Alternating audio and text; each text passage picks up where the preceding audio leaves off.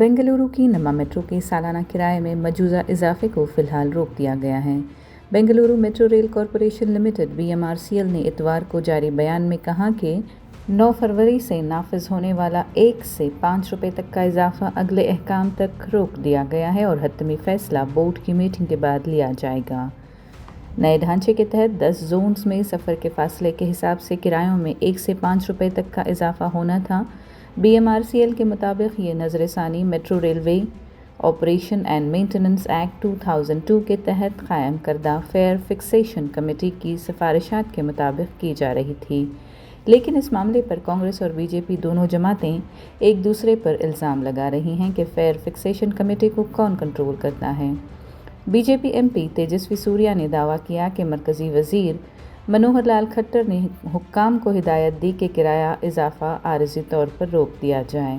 तेजस्वी सूर्या ने यह भी कहा कि कर्नाटक हुकूमत ने बार बार कमेटी से किराया बढ़ाने और सालाना खुदकार इजाफा नाफिज करने की दरख्वास्त की थी, क्योंकि रियासत की माली हालत कमज़ोर है।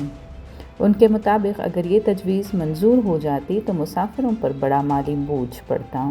BJP के रहनुमा PC मोहन ने इल्ज़ाम लगाया कि माली बदइंतज़ामी और फंड्स की कमी से एक बड़ा इजाफा 71% का गुज़िश्ता साल नाफिज किया गया था और अब मज़ीद 5% इजाफा भी आवाम के लिए परेशानी का सबब बनता।